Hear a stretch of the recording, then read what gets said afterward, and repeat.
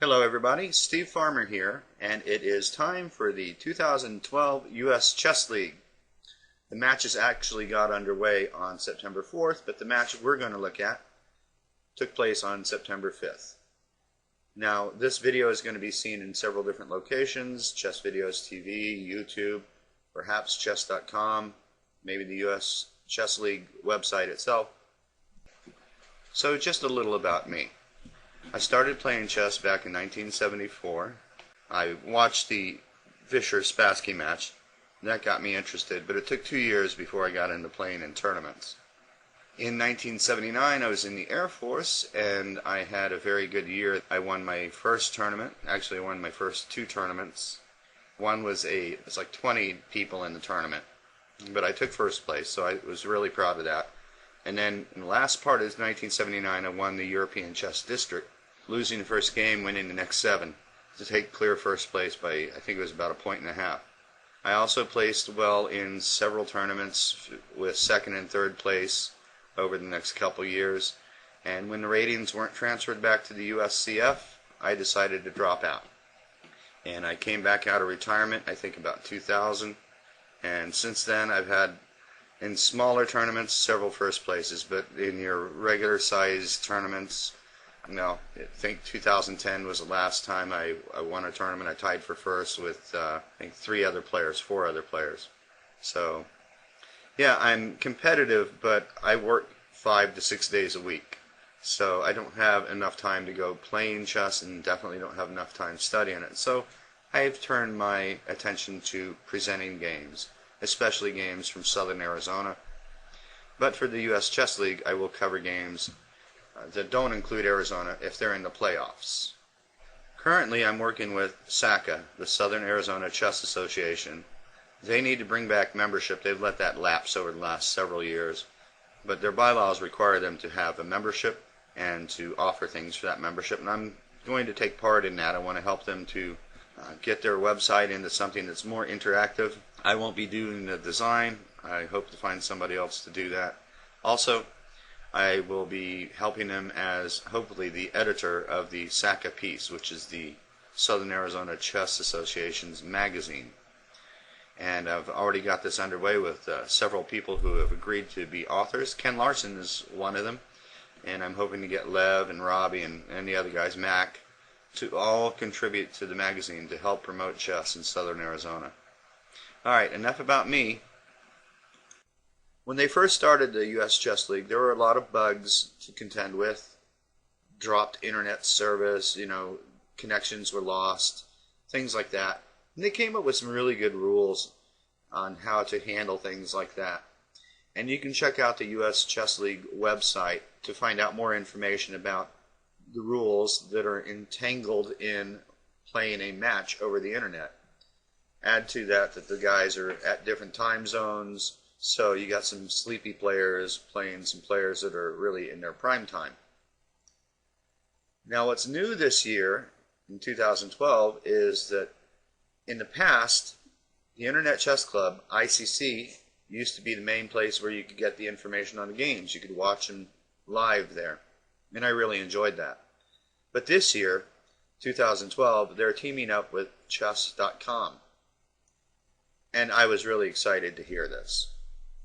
But just as the Chess League started out with a few bumps along the road, so did the debut of chess.com. First of all, I was under the impression that all of the games would be carried on ICC and that they would all be carried on chess.com as well. So you had a choice. My preference would be to watch on ICC because I can bring up all 4 games at the same time and see what's going on with all 4 games. And if you have seen my videos in the past, you will know that I like to present the games as they unfold. So the dynamics of what is happening on board 1 is related to what's happening on board 4.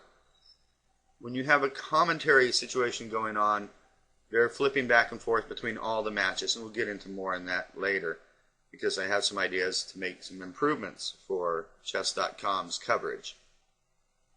So it was disappointing when I went to ICC and found one game, the top board game on ICC, but I tried for a long time to try and find the other games, and I could not. So I switched over to chess.com, and David Pruis was doing a very fine job on commentating. He's a very intelligent guy, good chess player, knows what he's talking about, and he has the added burden of being a very strong player, trying to relate to class players. And it's not easy for somebody that's 23, 2400 to just get into the thinking level of somebody that's less experienced or is at like an 1100 range. You know, how do you do that? It's not easy. Now, the way I do it is, like I said, I will watch all the games at one time on ICC. I'll look at different games that are going on, and I'll make my own comments. I'll make my own notes. And when the games are all done, I basically download them and do a blunder check with Houdini. And then I go through and I see if any of my ideas worked or were viable. You know, David's doing this live. It's not easy. He's not using a chess engine as far as I know. Now, David was very good at relating to all the classes. Danny Wrench from chess.com is also good at this as well. So if David's not available, I'm sure Danny can step in and, well, they wouldn't lose a stitch. I think actually Danny's really good at explaining to lower class players the ideas behind the game.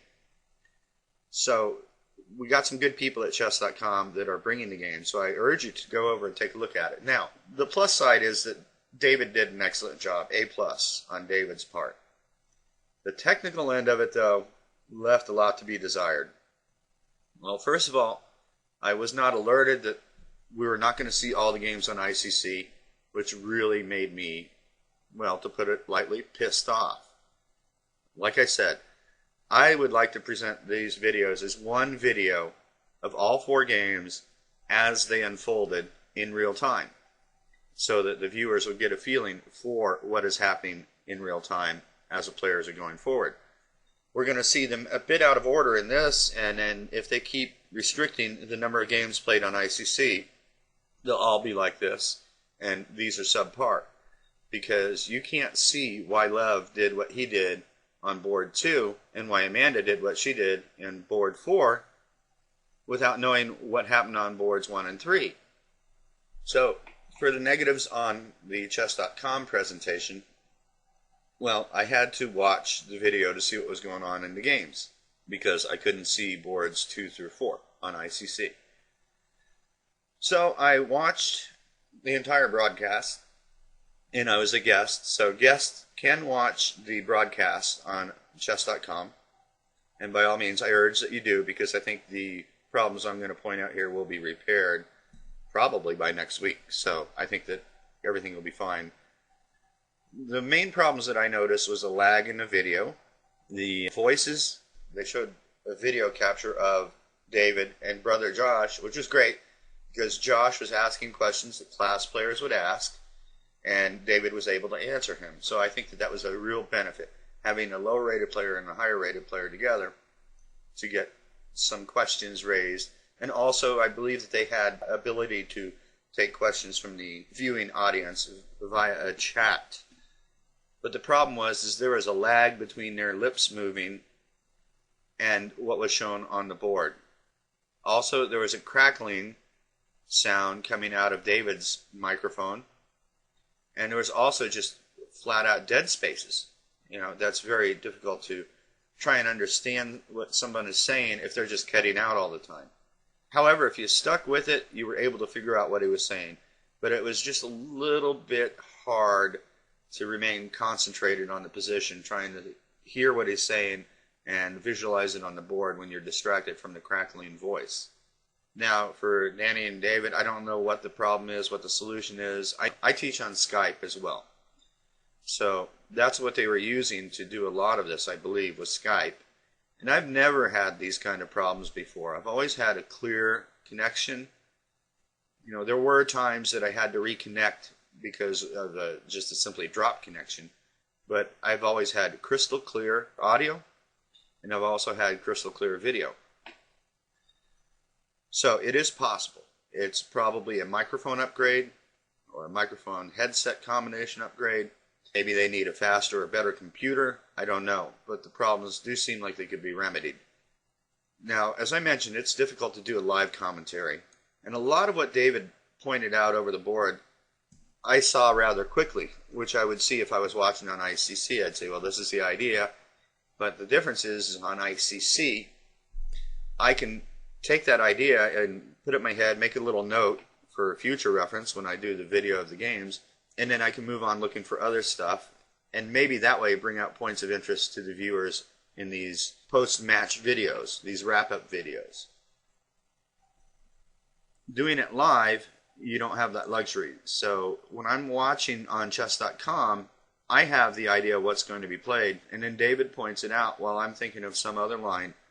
You know, I could turn the audio off, but he had some interesting ideas otherwise, so there's no point in me turning the audio off. I would just much rather have the choice of watching all the games on ICC or watching all the games by David or someone from chess.com. I'd like to have that option, but it's not there right now.